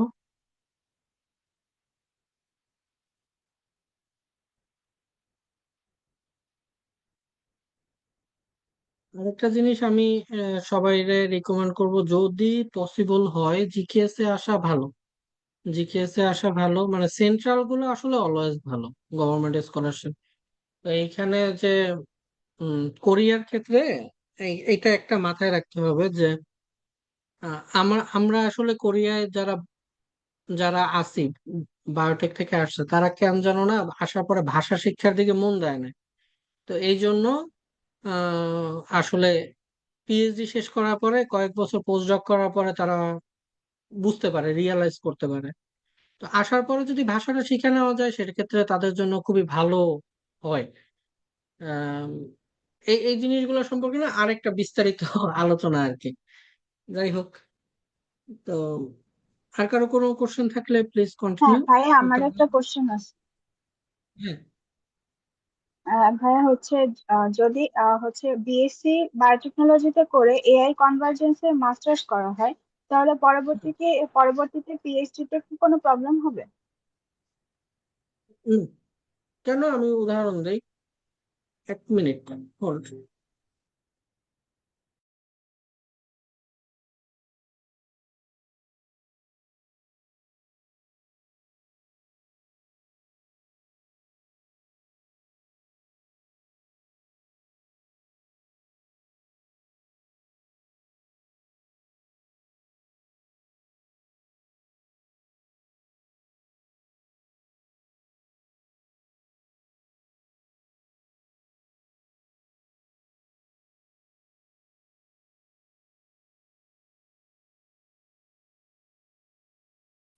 আমি সরি, যেটা বলতেছিলাম যে উম, আমার ক্ষেত্রে আমার বায়োটেকনোলজিতে হচ্ছে ব্যাচেলার, মাস্টার্স হচ্ছে biomaterial biomedical cancer biomedical science, PhD হচ্ছে বায়োমেডিকেল ইঞ্জিনিয়ারিং।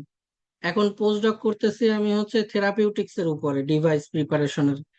তো আসলে একটা ফিল্ডের সাথে আরেকটা ফিল্ডের খুব বেশি ম্যাচিং নাই, কিন্তু টেকনিক গুলা ম্যাচিং আছে। ঠিক আছে?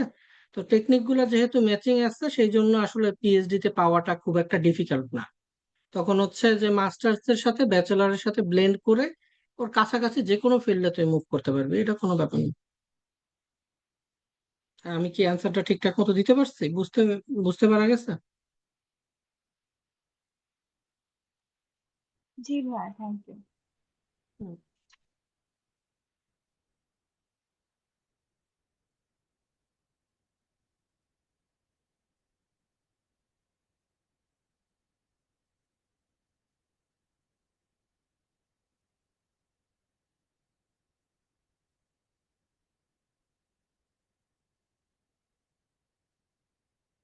তাহলে আর তো মনে হয় না কারো কোনো কোশ্চেন আছে।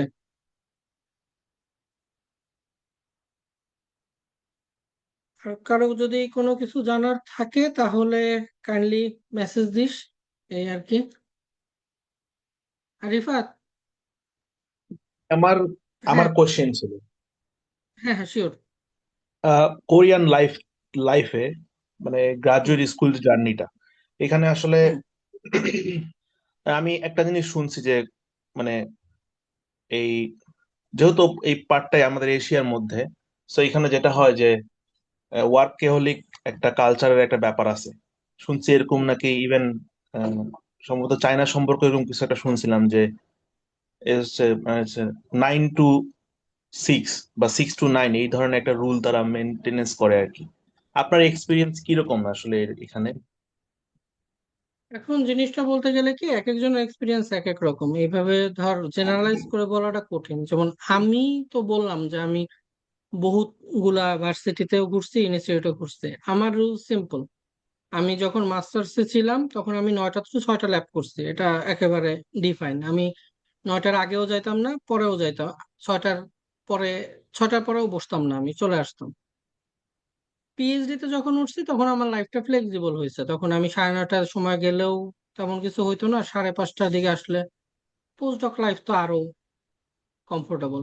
সো এটা আসলে ডিপেন্ড করে, কারণ যখন মাস্টার্সে কেউ আসে একে তো কিচ্ছু পারে না, এটা তো প্রথম কথা, তাই না? কিছুই পারি না, পাইপেটও ধরা ঠিকঠাক মতো হয় না। তা তোমার তো সময় দিতে হবে, তা নাহলে তো তোমার হচ্ছে 6 মাস কোর্স ওয়ার্ক করবা, কোর্স ওয়ার্কের পরে আবার হচ্ছে কি বলা যায়, ল্যাবের কাজ করতে হবে। ল্যাবের কাজ শেষ করে কিছু তো একটা ডাটা বানাইতে হবে প্রেজেন্টেশনের জন্য 2 বছরের মধ্যে, তাই না? তো এই জন্য মাস্টার্স এর সময় একটু প্যারাটা বেশি থাকে, এটা হচ্ছে আমার পার্সোনাল না। যেমন আমি মাস্টার্স এর শুরুতে আমার প্রথম প্রফেসরের সাথে মিটিং এ, মাস্টার্স আর পিএইচডি তে, আমি প্রথমে জিজ্ঞাসা করছিলাম তোমাদের ল্যাবে কয়টা টু কয়টা থাকে। ঠিক আছে, তো এটা আমি জিজ্ঞাসা করে নিছি।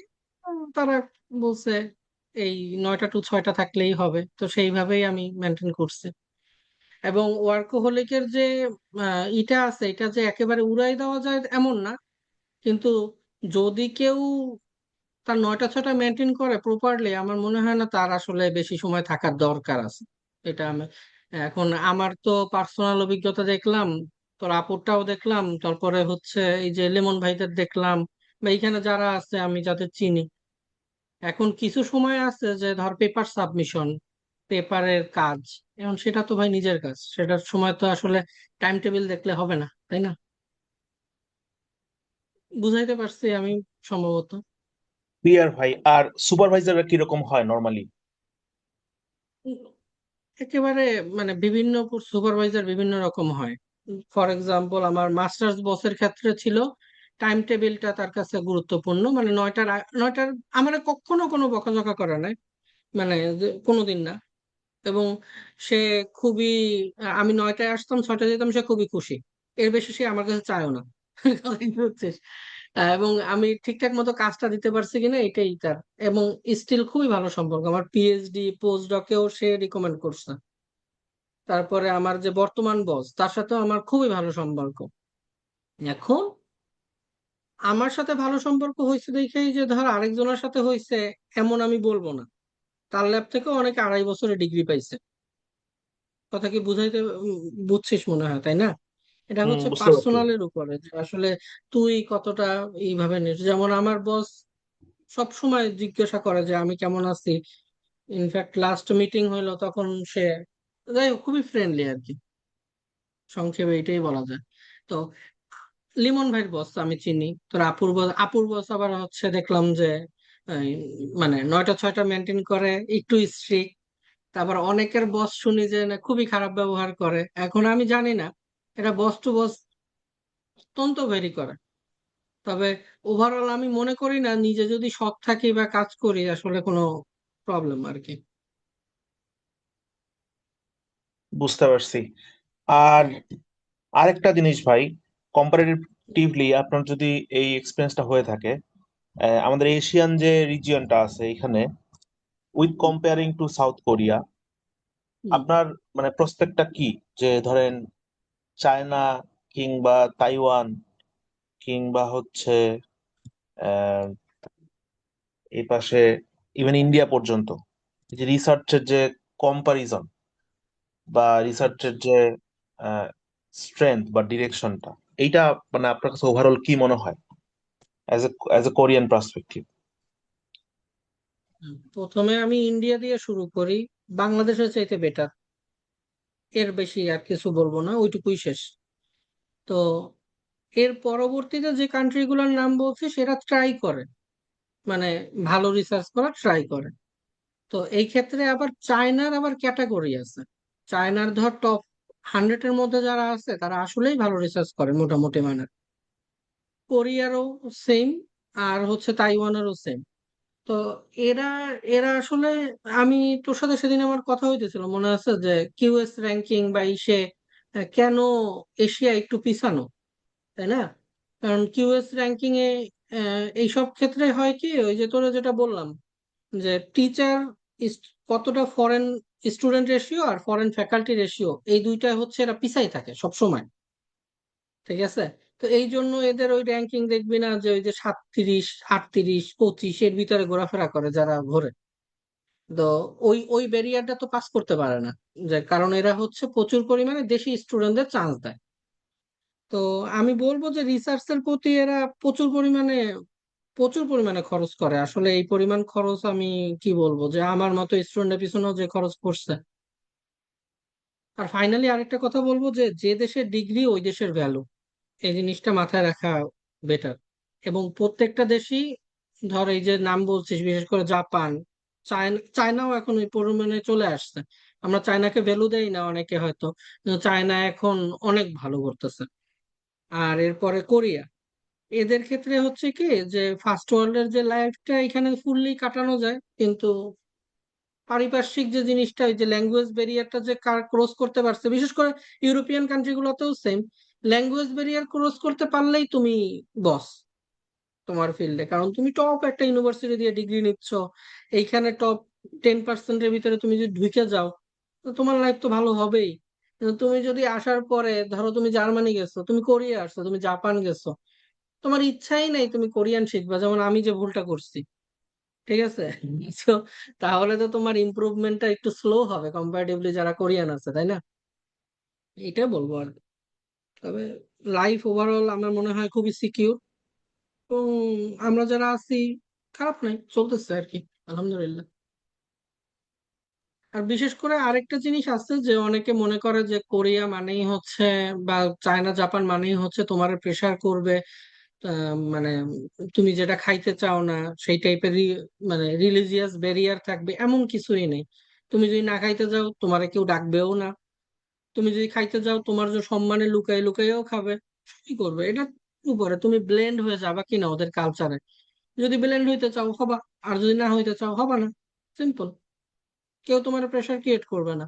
আর এইখানে তো রেসিজম জিনিসটা তো ওইভাবে নাই, যে ধর মানে দেখলেই যে একটা আছে না, যে এশিয়ান রেসিস্ট, এরকম না, আসলে আমি ফিল করি নাই এখন পর্যন্ত।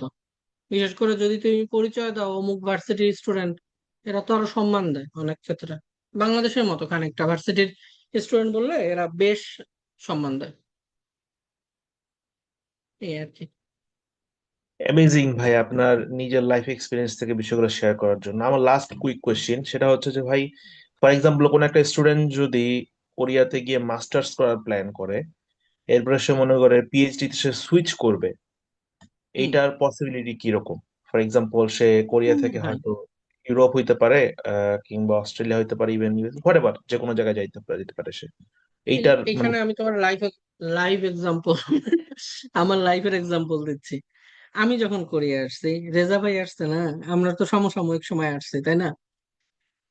এরপরে কারা, ধর যেই আসুক মাস্টার্স করার পরে, আমরা টেন্ডেন্সি থাকে কি, আমরা ফার্স্ট মুভ করে অন্য কান্ট্রিতে চলে যাব। এটা তো আমারও টেন্ডেন্সি ছিল। আমি যখন আসছি কানাডা চলে যাব প্রথম। তো কি হয়েছে, মাস্টার্সের ডিগ্রিটা নিবো, চলে যাব। কিন্তু তৎক্ষণাৎ সময়ে যখন তুই পিএইচডি শেষ করবি, মানে মাস্টার শেষ করবি, তুই দেখবি যে তখন তুই লাইফ সম্পর্কে অনেক বেশি জানিস, যদি না হচ্ছে রিজিওনাল কোনো ভার্সিটিতে না থাকে। এটা হচ্ছে প্রথম কথা। দ্য রিজিওনাল ভার্সিটি তুই সোউলের আশেপাশে নাই, তুই এমন একটা জায়গায় থাকিস যেখানে তুই একমাত্র লোক, আর আশেপাশে খুঁজে আর কেউ পাইতেছিস না, তাহলে তো তোর জ্ঞানের স্বল্পতা থেকে যাবে। ব্যাপারটা বুঝতে পারছিস? তো সেই সকল ক্ষেত্রে ছাড়া ম্যাক্সিমাম লোকের আসলে পিএইচডির অপরচুনিটিটা এত ভালো পরিমাণে চলে আসে, কোরিয়া সাইড আসলে যায় না। এর বাইরেও যারা গেছে আমি দেখছি, তোর ইউএসএ তে গেছে, তারপরে আম, কি বলেন, উম এই রিসেন্টলি একজন এখান থেকে জাপান গেল। তো এটা আসলে যাওয়ার তো কোনো ব্যাপার না, এখন তোর জিনিস তুই সময় নষ্ট করবি কিনা এটা তোর উপরে, বা কোন ভালো স্কলারশিপে যাবি এটাও তোর উপরে, এইভাবেই ডিপেন্ড করে। আমি এইটা বলবো আর কি। তো ফর এক্সাম্পল এইখান থেকে যারা হচ্ছে পিএইচডি শেষ করে ধর পোস্ট ডকে গেছে কোরিয়া থেকে, তুই রেয়ারলি কেউ পাবি যে হচ্ছে, যে ইউনিভার্সিটিতে গেছে তারা টপ 100-এর মধ্যে না পোস্ট ডকে। মানে টপ 100 তো আরো কম, বলছি টপ 50-র মধ্যেই সবাই চলে যায়। এখন কেন যাইতে পারে? কারণ রিসার্চের মান ভালো, তাই। মানে ভালো বলতে মোটামুটি ভালো আর কি। Same same goes for Japan, জাপানের জন্য সেম। তো নির্ভর করতেছে এন্ড অফ দ্য ডেতে তোর প্রোফাইলটায় তুই কি পেপার পাবলিশ করছিস, তুই কতটুকু জানছিস, নিজেরে কতটুকু প্রস্তুত করছিস, এইটুকুই, এর বাইরে আসলে তেমন কিছু ম্যাটার করে না। তো অবশ্যই মাস্টার্স করে তো যাওয়া যাবেই, এটাই হচ্ছে ফাইনাল কথা।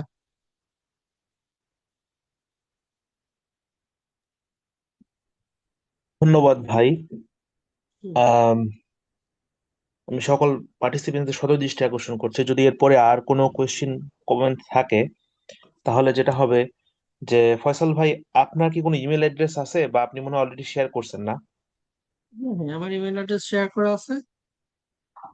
ওকে, তাহলে তো আম, যারা আছে তাদের কোনো সহযোগিতার দরকার হলে বা ইনফরমেশনের দরকার হলে তারা তো অবশ্যই। রিচ করবেই। আর হুম।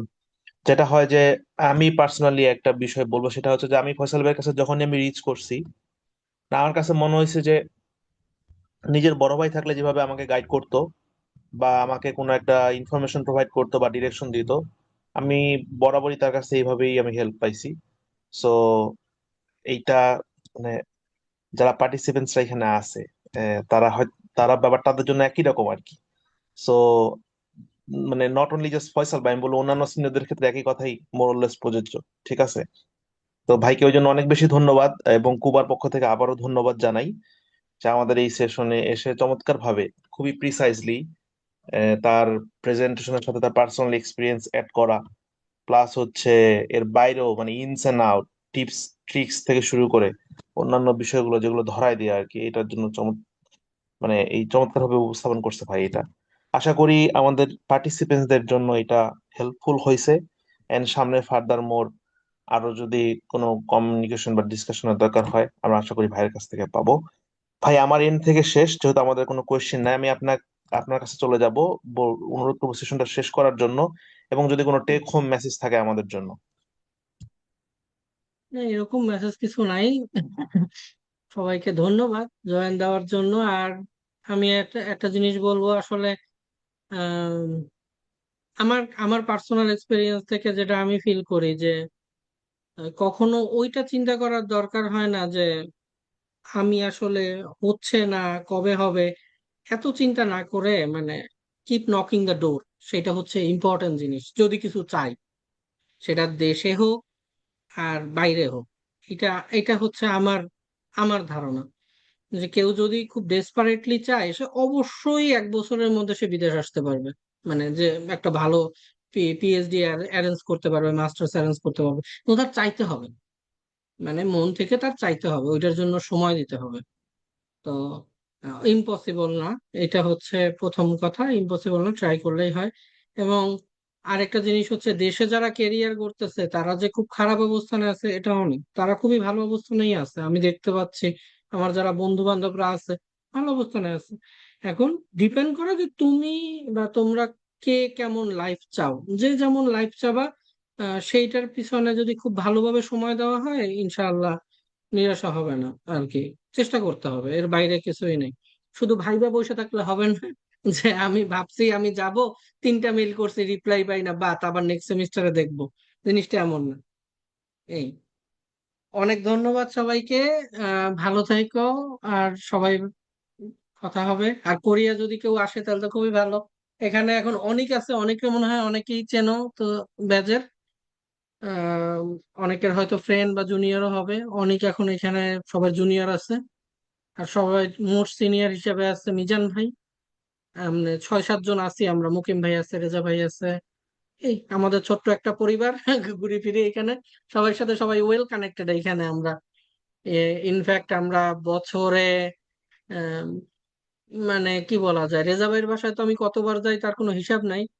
আর মিজান ভাইয়ের বাসাও একটু দূরে হইলেও প্রায় আসা যাওয়া হয়, মুকিম ভাইয়ের বাসায় বছরে 3-4 বার তো হয়। তো এখানে আমরা অল্প জায়গা তো সবাই খুবই ওয়েল কানেক্টেড থাকি, তো আশা করি যে যদি কেউ আসে তারাও কানেক্টেড হয়ে যাবে। হম। ভালো থাকো সবাই। আল্লাহ হাফেজ। তো আমি সেশনটা ক্লোজ করে দিচ্ছি, হ্যাঁ। জি ভাই। আচ্ছা।